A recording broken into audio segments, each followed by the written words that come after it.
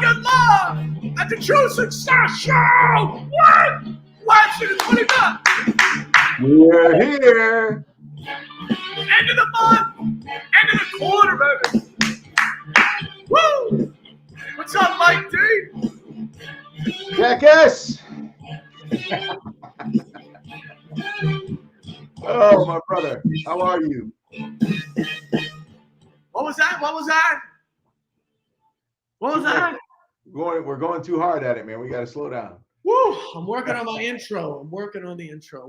How's everybody doing? Welcome to June 29th, 2022. Welcome to the True Success Show. Mike D, tell the people who you are. Coach Mike Denker, work with Same Team Selling.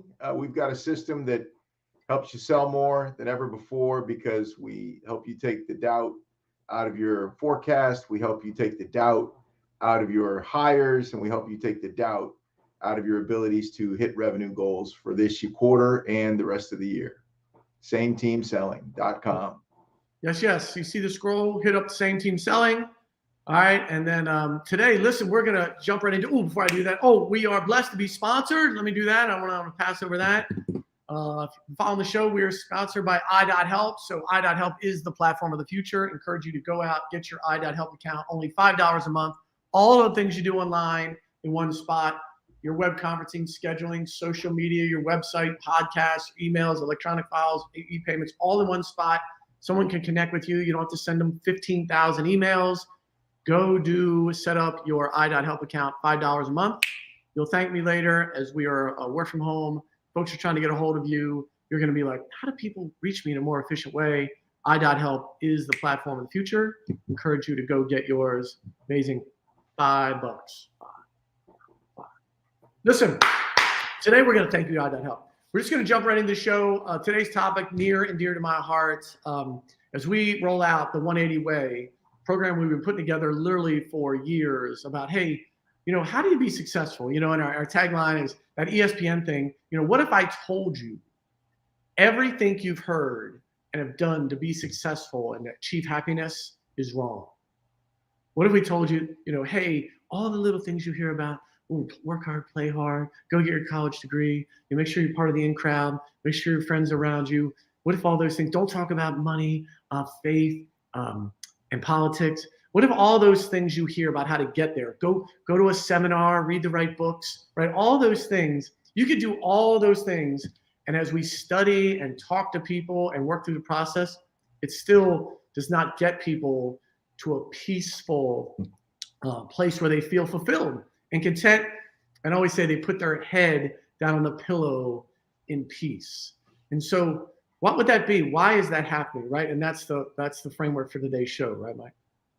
It's so crazy, Jack, that you just think about all the things. The other thing I think about is, it doesn't have to take a long time. You can just hack it, right? You get a hack and an app, and you can make this all work out next week. You can be right where you want to be, and that just doesn't play out. Nobody has had the patience to nail it and then write a book about it and then publish the book. Like, I can make a YouTube video about it because my success is as fleeting as the YouTube video. But the long-term success is the stuff that's in the books. And the stuff in the book says there's some work you got to do ahead of time. There's some work you got to do now. There's this work you got to keep doing. And the results become predictable. Right. And that's the thing I think we want to talk about today is that the outcomes that everybody's getting and they're seeing surprised because of the system that they're currently working, when they get to the outcome that everybody saw coming, they're still surprised. And it's so predictable from outside looking in. The world, we have this thing, right? One of today's thing is don't buy what the world is selling. So step 2 of the 180 Way, which is how to do things opposite. Don't buy what the world is selling. So then you're like, what's the world selling? What's the world selling? And this is the thing you hear all the time. What is the world selling? You're like, what is all that stuff?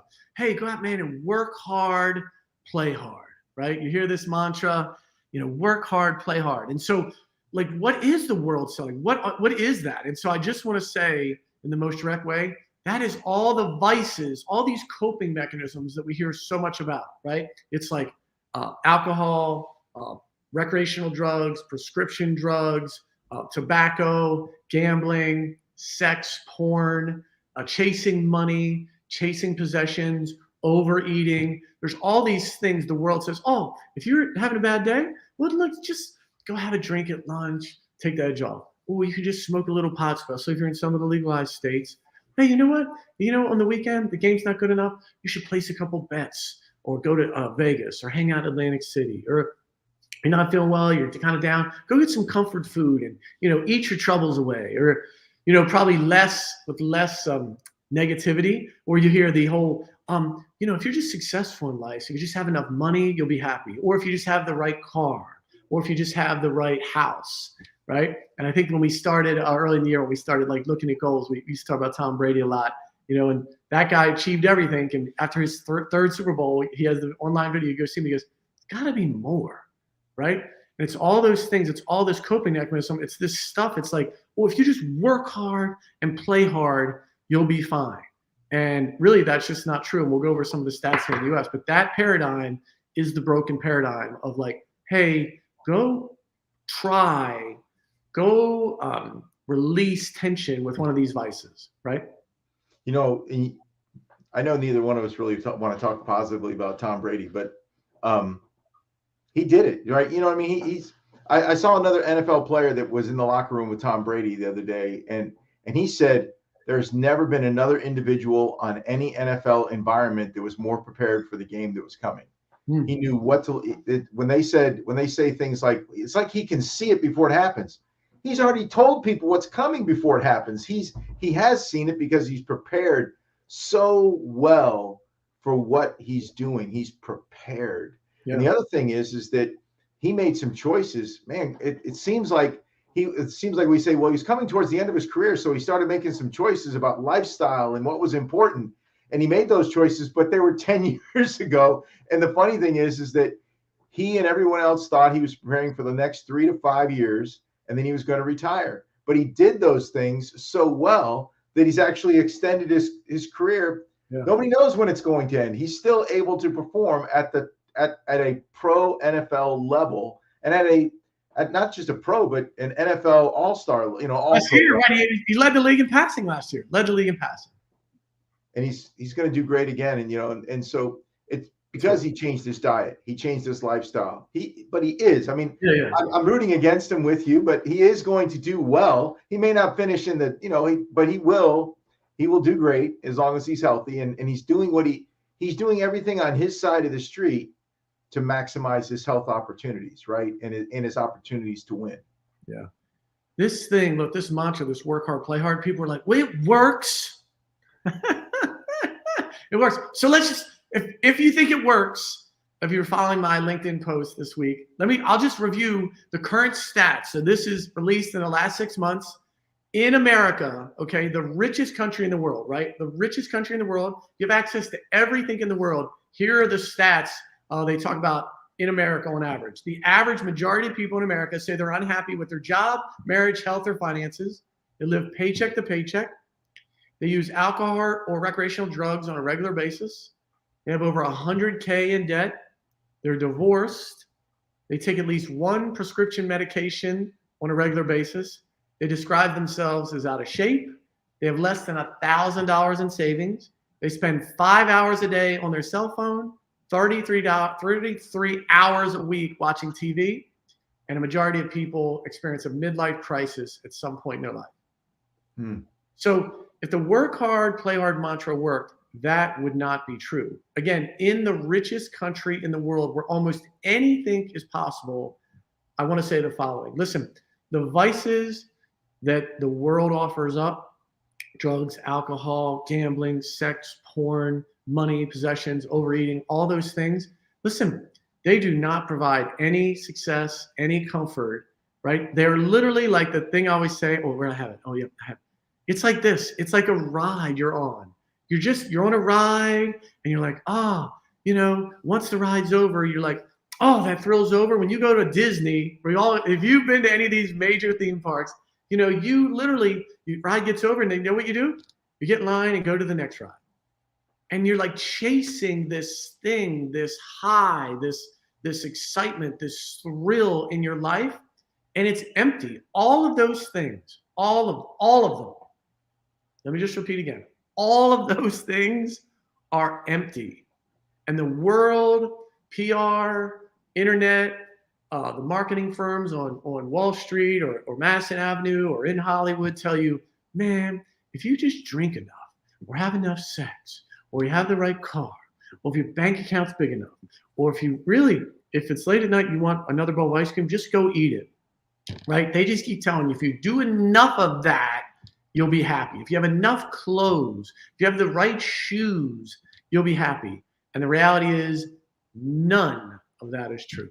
None of it. You know, it's interesting. The other thing the world tells us, Jack, is that it's really, really bad. It's really, really sad. And why bother? Because it's going to be over soon. And that lends itself to all of those other things, because all of those things don't have a long-term view. They're going to break down. We actually know, and we all know. Nobody can write in and say, hey, that's working for me in the long term. I've been doing it 15 years, and I'm proud to report you're not. Nobody is. We're justifying, but they were saying, why bother changing? Didn't you watch the news last week? It's almost over. What do you mean it's almost over? Well, they're killing everybody. Everybody's at war. We can't afford enough gas to drive across the street. Well, let's finish it. And these are such minor details to designing a good life, a fun life, an exciting life, an adventurous life that has a long goal, because odds are everybody that here right now is going to live another 50 years. Odds are everybody in the mix, average is everybody talking and listening is going to live another 50 years. And what are they going to do with that 50 years? Because it takes a long-term plan to have a good 50 years, because there are people that are so sad. They've tried all their lives to live longer. They've been, man, if I could just live to be 90, that would be so great. Well, they got to 75 and realized they don't have the money, they don't have the health, and they don't have the wherewithal to live the next 15 years. So they're actually outliving they did such a bad job planning during the first 75 years, they really can't afford to live to be 90. And they're going to say, well, I just need to be a ward of the state. And so it's a sad situation where you made all these decisions and you're saying, well, I'll take care of tomorrow. And listen, that's all we're trying to do today is say, listen, let's talk about taking care of tomorrow today, right? Take care of today and tomorrow. And we can really start to put things together that make sense and live that long life without the lies. Yeah, I love to give folks visuals. Like I love the ride, at the carnival, you're like, oh, wait for the next thrill. And then you wait in line and then you do it again. You're like, oh, this ride wasn't very good, so better go again. I have another visual I wanted to share with people. If folks haven't seen this, like again, this is the culture I believe we live in. So if you've seen online, there's this whole set of pictures. It's amazing. You're like, who are these crazy people, right? That are like, this dude's dangling his wife over the edge of a cliff. It's like crazy. There's couples getting a kiss, right? And they see all this crazy stuff. Well, the reality that matches what I believe all of this kind of what the world is selling, because it looks a certain way, but it's not. And so this is a reality. I forget, I think this is somewhere in South America, this rock, right, that all these people take pictures on. You can see it's only 4 feet off the ground, right? You can see here's a backup picture. People take this picture, and the way it runs against the water in the backdrop, it gives you this look, but it really is, there's no death-defying moment in it at all. And here's what's even funnier, or more funny, or what is funnier, a word I don't think. More funnier. Look, here's the line of people trying to do it, right? If you go, just like it goes back hundreds, thousands of people are like, I just want to have this picture, and it's not real, right? It's not real. It looks real, right? It looks a certain way. It looks, man, that's amazing. How did you do that? What's your guts and courage? And then when you actually see it, it's not. And so I just feel like that's so much of what the world, the Madison Avenue, the marketing firms, the advertisements are trying to sell us of like, hey, there's this fake thing. And if you just look the part, if you put on your mask, if you just fake it, what is that? Fake it till you make it, you'll finally make it. And the reality is most people don't, because you saw the bullets we went through earlier. The stats are horrible, right? And I would just say to folks, like, unless none of this applies, everything we talk about today, if you're in the top talented people, Mike and I were talking before the show, if you're in the top 5% talented people in the world, none of this applies. You can go out and party hard, work hard. you can make a ton of mistakes and still get there. If you have a talent set, music, sports, and business that overcomes all that, God bless. None of this applies to you. Go do your thing. But if you're like the rest of us in the bell curve, right, just an average Joe, an average Mary, you can't work 4.5 days. You can't work Monday, Tuesday, Wednesday, Thursday, Friday. Now somebody working from home.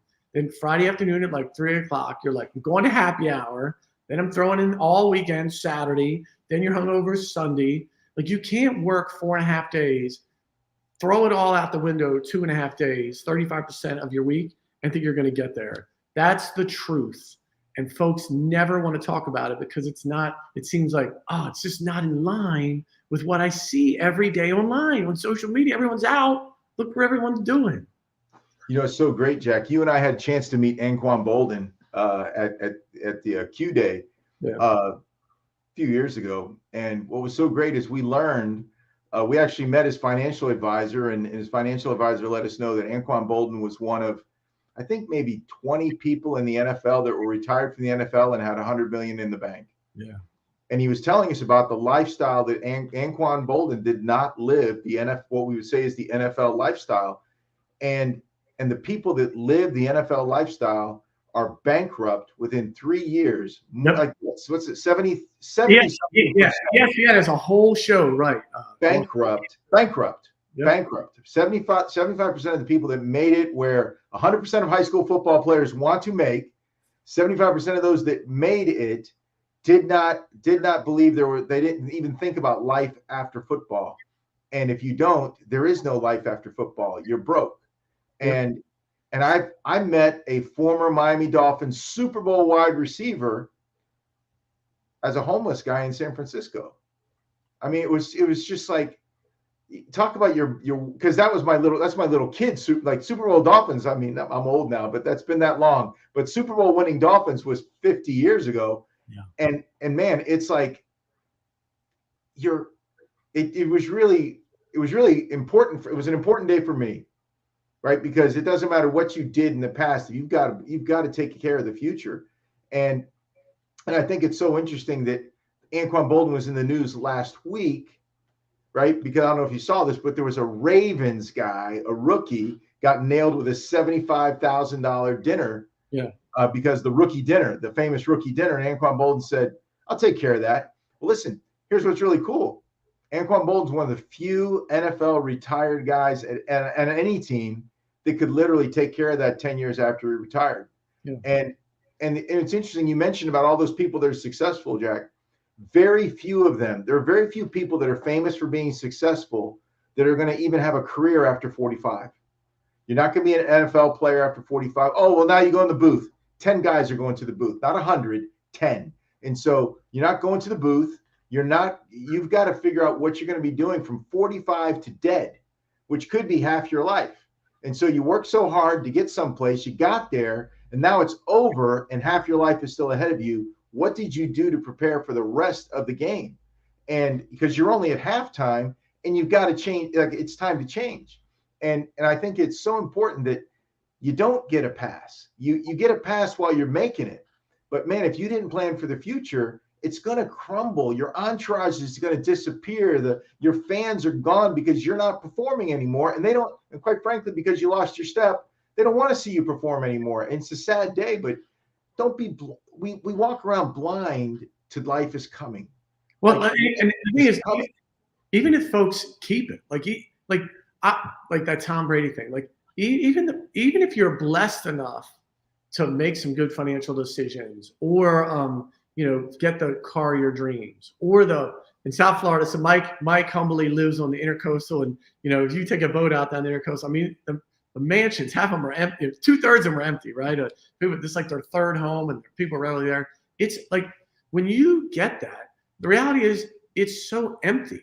You know what I mean? Like I don't care who you are. You could want a car or a house or whatever object, because these vices, these empty things we're chasing, there's two sets. The first are these money possession things, like cars and houses and having money in bank account.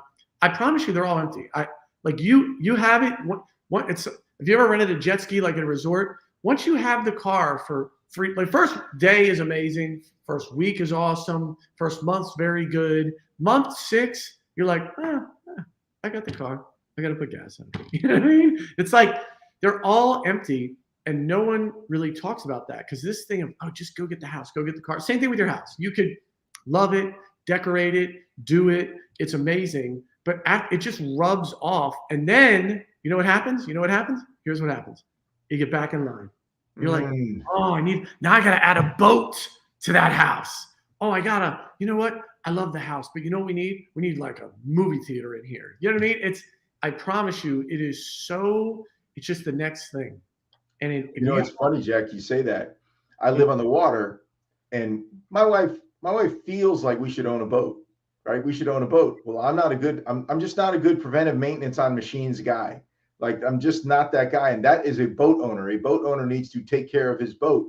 And so I have 2 kayaks and I feel fine. I have a paddleboard now and I feel fine. I love the boats that I have and the boats that I use. It's how I get my exercise. And guess what? Cost of gas doesn't affect my kayak use at all. I've seen a lot of boats not get used as I'm kayaking up and down the water. They're not moving, man, because I think their price point was probably around $4 and they've just stopped.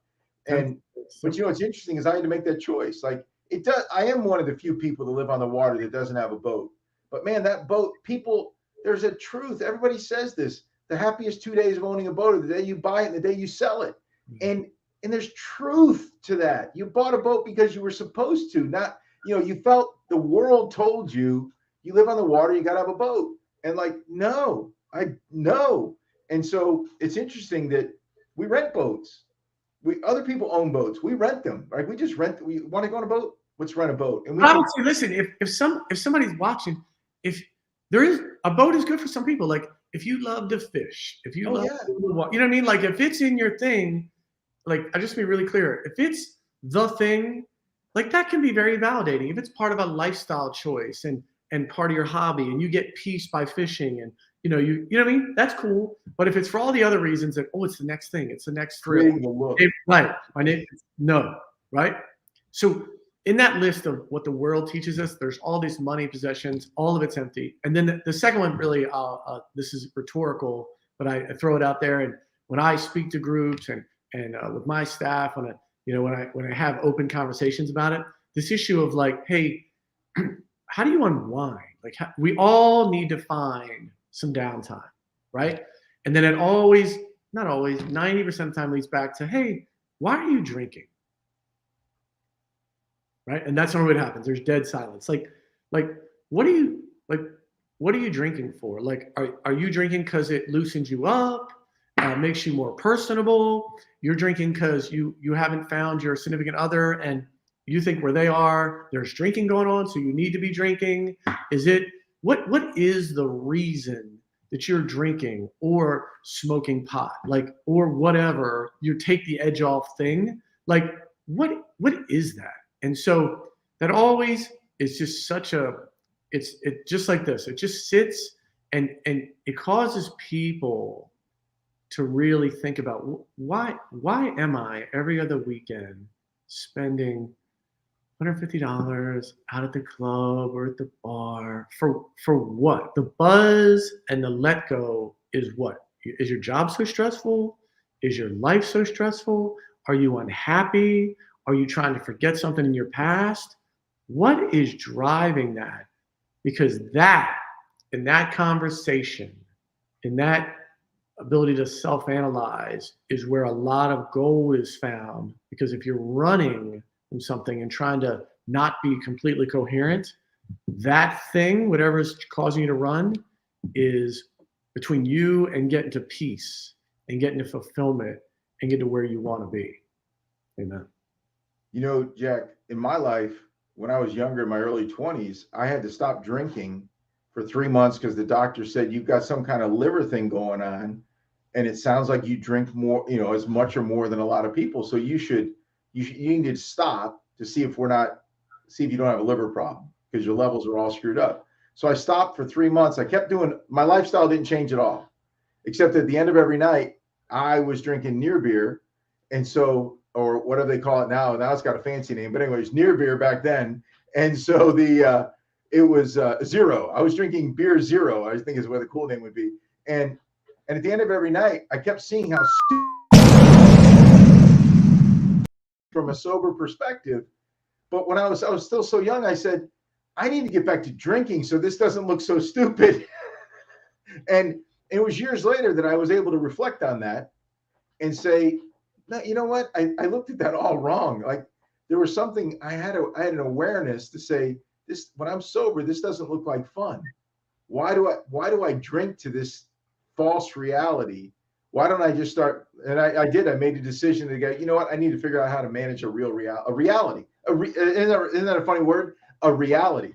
Because when you're drinking, you're trying to get away from your reality, and your reality's still there. You're not like, oh yeah, you know what I mean? It's still there. It's going to be there when you wake up, and you're going to be hungover now. You have to deal with your reality now, hungover. I learned it was like, man, it's so much better to just deal with reality straight up every day and figure it out, navigate. It's navigate well this life we've been given. And we have such an awesome life. I don't understand why I want to miss part of it. Why do I want to, blank part of it or cover part of it or literally black out through part of it, as opposed to, man, this is an awesome life. Let me discover more about it. And I think there's a switch there that a lot of people could benefit from. Yeah, listen, I just want to, when we talk about the 180 way and, this program that we want to give folks to find success in their life, like this set of vices, again, no judgment. Like, this is not like, oh, well, hey, why are you doing it? Like, no judgment here at all. We literally like walk down this path, guilty as charged. And like, as you get through it, you want to look back and be like, oh, why did that happen? Why was I on that path? And so just, for me, till 31, no stones unturned, you know what I mean? Really. And so I don't say it, judgmentally. I just say it like, hey, if you are following this thing that they say all the time, this work hard, play hard, if drugs, alcohol, any vice release is part of your thing, it's going to be so challenging for you to get there. Again, unless you're one of the top 5% talented people in the world. And then if you're lucky enough to get there and you still haven't dealt with those vices, it'll be all gone. As Mike mentioned, some of the best NFL people, some of the people we've seen these people declare bankruptcy, whether in entertainment or business, and you're like, how did they go through $100 million or $80 million? Because when that vice is in your life, it doesn't stop. Like, if you win the lottery, it doesn't change who you are. It just makes you a more amplified version of who you are. The lottery stats are huge. Like, we've all seen them. You could win $100 million, $50 million, doesn't matter. Literally 10 years after you win it, I think 80% of them are more broke than when they started, because whatever they were doing, they weren't prepared, right? And that's so much about this. And so the connection in this work hard, play hard, the vices and what the world is selling. So again, in the 180 way, it's like, stop buying what the world is selling, because Mike said this many moons ago. When you discover your higher cause, what you're trying to get done, when you find the person you love and want to marry, when you find the optimal job, when you find a activity, a volunteer, when you find a family member you can help, or an organization or something that lights your fire, you know what happens when you find that higher cause? All these other lower causes go away, right? The higher cause overcomes the lower cause. And all these things, drugs, alcohol, gambling, porn, strip clubs, eating, chasing the money, immediately go away as soon as you find the thing you were born to do. Jack, and it is. And when you're talking about judgment, like, that is so far from.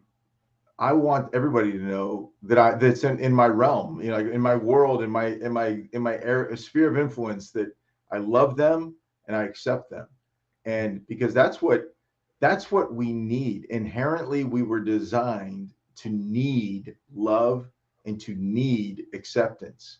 And so, no matter what you're doing, if I think you're hurting yourself, if I'm going to try to help you, I don't want to judge you. I just want to help you. I just want to help you live the best life that you can live.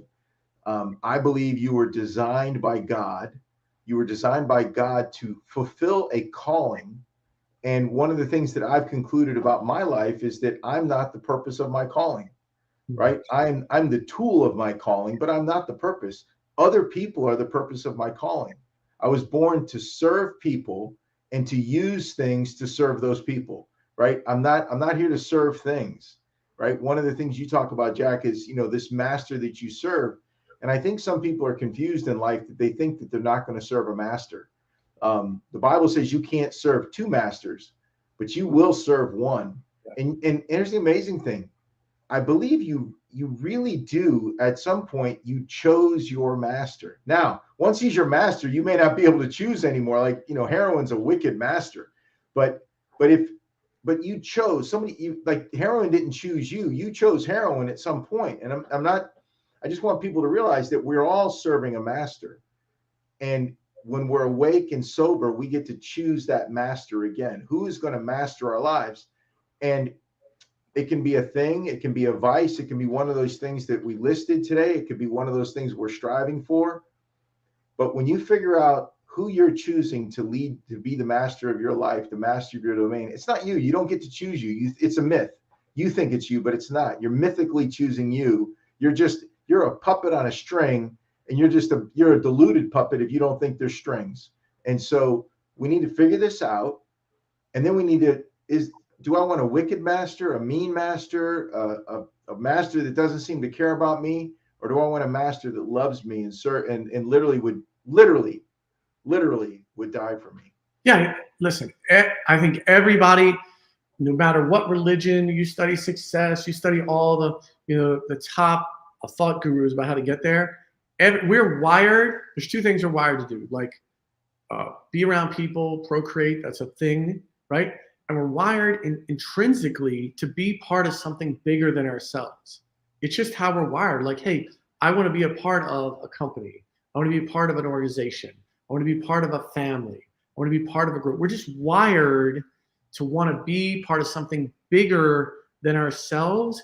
And all these things, the drugs, the alcohol, these vices, the thing, the world, it's not in any of that.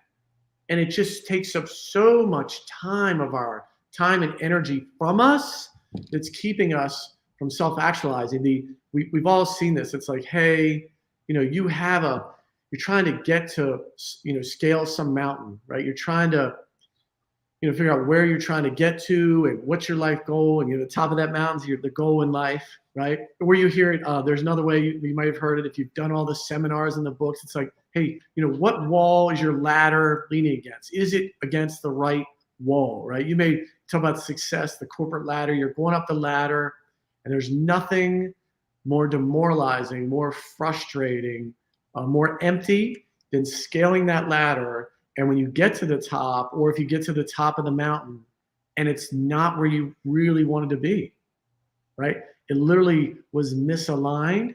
And that's the midlife crisis moment. You're like, oh my gosh, I've spent hours, cycles, tens of thousands, if not hundreds of thousands of dollars chasing this thing, working on this stuff, and it's empty. And so that is what step 2 of the 180 way is really all about. It's like, stop buying what the world is selling because it's so empty. Like, the world wants you to just keep make another TikTok video. Oh, go to the next Facebook page. Oh, you know what? You're a little unhappy tonight? Don't sit and try to resolve it. Go have a drink. Go just take a little hit off the bomb. Like, go place another bet. Oh, just stay entertained. Go watch TV. Go on your phone. Go to another event. And it literally, you never hear, like, stop, stay in your misery, slow down, what's really happening. And I'll just say the last thing I'll add to that is, somebody who's had a lot of bumps in my road with 2 alcoholic parents and that world of recovery being around me my entire life. It's like, when you talk to counselors, that's the number one thing in any 12-step recovery program, or now the 12 steps of the 180 way. It's like stopping and really, why is it this way? And not just doing subconsciously, I'm going to say this, or I'm just going to run. I don't want to be uncomfortable. I don't want to be in pain. I don't want to have angst. So I'm just going to have a little sip of this, or I'm going to go do that. or I'm going to look online. And so that's the opposite of what's going to help get you there. You literally have to find a way. Seriously. And it's funny that you say that, Jack. The way you put it together, funny, unique, and interesting. Not funny, hilarious, but fun, interesting. That it's how we build our house, right? How we build our house and the foundation we establish it on. That foundation is going to make the difference of whether our house stands or falls when bad weather, when floods, when bad things come. Amen. And it's so important that. Because I see a lot of people trying to live a life that is trauma-free, trouble-free, challenge-free. Yeah. And that's the myth. That's why you're drinking, because you're disappointed that disappointment came. You were surprised that disappointment came. You thought, oh my gosh, disappointment came today. Guess what? Disappointment's coming and coming and coming, and you can't drink enough to get over it. You've got to learn how to navigate disappointment. And actually, disappointment can be a blessing in your life. It can be a good thing for your journey, because the disappointment, when you stop and like Jack used the term, just stop, reflect, stop trying to avoid these problems. Like, listen, let's just analyze what happened. And now what can we do differently? Like, did I self-sabotage here? Right? Did I bring this on? What can I do differently to keep this from happening again? And live differently, choose to live differently, right? To try to keep these things from happening. Mike, I don't want this to pass. Listen, not only are we going to have valleys, but listen, again, as we studied some of the most successful people and some people that never got there, right? In our own personal journeys, I would just say this. The way we're wired as human beings, right? Literally, we really only learn typically when it's not good, right? When things are good, we're not like, things are great right now. You know what I want to do? I want to change this. I want to modify this. I want to go over here and tweak what I'm doing. That's never, ever, ever the case. When you talk about faith and people finding faith, it's typically at the lowest point. They've hit rock bottom. In recovery world, they're like at the rock bottom and they're like, oh, I'm trying to get out, right? And so that's really what happens with people. When not only are the valleys coming, but in the valley, in the moments when we're uncomfortable is when we change the most. It's when we're most pliable. It's when we're most open. It's when things are great, forget it. We're not listening. You just got a big commission check. The day you got married, the day you had kids, the first day in your new house, you're not taking feedback. You're like, we just closed on our new house. Look at my beautiful spouse. Do you see this check? Look how much this check is for, right? We're not open to changing. We're not open to getting better. We literally just keep repeating it. And it literally is the moments when it's trouble or things happen. Oh my gosh, we then become super pliable. We're like, oh, this is very painful. How do I get to a better place? It's so interesting, Jack. We say this all the time, but what got you here won't keep you here. Amen. Yeah. And it's that reflection that very few. But in that reflection, right, is what do I need to do different to stay here, and what do I need to do differently to get to the next level? Yeah. In gaming, whatever level you just got to, 247, 833, whatever the levels are, you've got to do different. You can't do the same mindset, the same everything to get to the next level. You've got to adapt. You've got to say, wow, I did that. I pushed these buttons or did this little thing with this widget or that tool or that bomb or that weapon, and I got to the next level. And now I'm stuck at this level. I can't do the same everything and get to the next level. And what is it that I need to do differently? And it's not to inhibit you, right? It's the list of things that you said people do, that long list of people, the things, the weekend warriors, we call them, right? The things, the 35% of their time they're spent trying to mask reality, whatever that is. We saw the story about somebody in the NBA finals, and they went out and played a pickup game before game 6 and they pulled a hamstring and now they're out. Like we would just lambaste that person. How could they lose focus? How could they be so unprofessional? How could they be so careless? How could they not care about the fans or the team?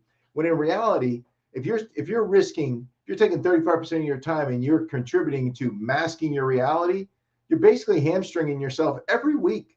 Every week you're stepping out and going, you know what? I'm gonna knock myself back 3 steps. I'm gonna spend the first 2 days of the week catching back up to get back to 0. and I've only got 3 days left to try to do anything with, because the other two are just, I lost 4 days out of my 7-day week with a net negative, right? With a net zero at best.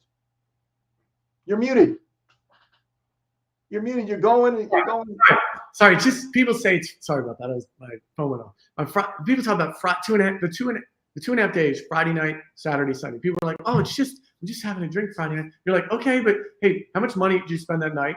And then how much did it affect you the next day? And if you go Friday and Saturday, right, is it rolling over to Sunday? And again, by the time you get, as Mike said, Monday morning, right, are you clean-headed, like ready to go your best? Probably not. How much money now has been wasted, never get back, right? Like what happened during those things? I say this all the time. As somebody who spent from 15 to 31 in the game, right, the party game, hard, no stones unturned. I would just tell you, when I was around my best friends in the world, my very best friends, like half of those nights ended up in drama. Somebody got in a fight. There was a big argument. Someone drank too much. Someone passed out. Blah, blah, blah. So what are the social repercussions on Monday? Like, oh my gosh, who was that person? Did I do something I shouldn't have done? God forbid if it's a coworker, are they going to report me tomorrow? We all just saw what happened last week with all the abortion stuff. Did you maybe hook up with somebody and now, oh my gosh, I wasn't protected. What does that really mean? And I mean, it's not just 2.5 days. The consequences of that can be forever. And so that thing, again, the world is selling. Mike and I were talking about for the show, the MTV stuff, when they do the young mothers and, the Jersey Shore and all, they just show like the part of like where it's great, and they'll show a couple arguments because it's fun to have on TV. But you see off those people like the Kardashians we talked about last week, they're like all divorced numerous times. They have the money, no personal peace. The Jersey Shore, like the one guy's in jail, the other guy's, I mean, it's a mess. They don't want to talk about the real world stuff because they just want to tell you, just drink a lot, just party a lot. Don't worry about it. When there's a problem, please stop. And so, again, just want you to please, last week, step one was like, dare to be different, right? Which is, I love this. Mike sent me this thing like, hey, the roads diverge in the woods, and I took the one less traveled, the Robert Frost, right? It's like, goodness gracious, like say to your friends on Friday night, hey, you know what? I'm actually going to add a skill set to what I'm doing. Ooh, I'm just going to save my money. Ooh, I'm going to catch up on something. Doesn't have to be work. I'm not saying work, like catch up with time with your family. Like we've all known somebody online. I'll just say this. Somebody passed away too soon. You mentioned the Ravens, one of their players passed away. Tony Saragusa passed away. And they also had a young man, 25, fourth year in the league, also passed away suddenly. And everyone thinks I got tomorrow. Tomorrow's not promised to anybody. So maybe Friday night, instead of you going out to happy hour, spend some time with somebody you love, haven't connected with. That will pay great dividends, opposite of what the world is telling you to do. Well, and Tony Saragusa is interesting for most of our audience. Tony Saragusa might be an old guy. Yeah. But for you and me, he's younger than us. So it's crazy to see him pass away, and it seemed like it was a surprise, but meanwhile, not worried about death. It's because we don't need to worry about death. We need to worry about life, right? The life that we're living. Are we living it well? And you were telling me when you were saying about 15 to 31, Jack, I just thought about the compound effect, right? Like whatever you got away with at 18, you weren't getting away with it anymore at 28. You know what I mean? Like you think you get better, but then you just you lost a step, right? Like even if you're in the game, you lose a step, and everything changes, and the damage compounds, right? When you were 17, your buddies got into a mat or something like that, and like it didn't seem to affect them. But man, when you're in your late 20s, like all of a sudden, like those things compound. A little chip on your shoulders, a giant boulder now, and all those things that if you do the right thing a little bit every day, it's compounding. If you do the wrong thing a little bit every day, it's compounding. Well, look, as we wrap the show, this mano a mano kind of man on man or macho thing, you always hear people always say, "I would die for you," right? I would die for you. And a deeper thought beyond that is, hey, that's great that you would die for me. Your parents, your wife, your kids, I would die for you. But I just tell you, as somebody who walked out of the recovery world, one of the things I always tell about the recovery world, that's great. I appreciate that you would take a bullet for me, lay down your life for me. Great. But are you willing to do the work to live for me? because that's what your kids really want, right? If you're suffering with a vice that's destroying your personal life, creating unrest or friction with your loved ones, like, are you willing? Great, you're willing to die for me. Great. Are you willing to live in a way that's beneficial and healthy? Are you willing to do that? Because it's easy to say, oh yeah, I'll die, then I'll be dead. That's not easy, but people say that a lot. But are you willing to live in a way that's not how the world tells you, so that you have some peace and you're building relationships? Much, much harder, in the moment. Oh, I'll take the bullet, I would lay down for you. Yeah, but are you willing to do the work so that the vices of the world, that, by the way, get 80% of folks in the richest country in the world, America, are you willing to lay those down and be the best you can be? That's the real question. Yeah, it's living for other people, Yeah. right? Are you willing to live a life that's good for the other people around you? Are you going to live a life that's beneficial for them, right? And it sounds to me, Jack, like you're describing sacrificial love. Yeah. Like, do you love them? Are you sacrificial in your love for them, or are you selfish in your love for them? And in the moment, you can't be both. You can be both during the day. You can be both during the week. You can be sacrificial in one moment and selfish in the other.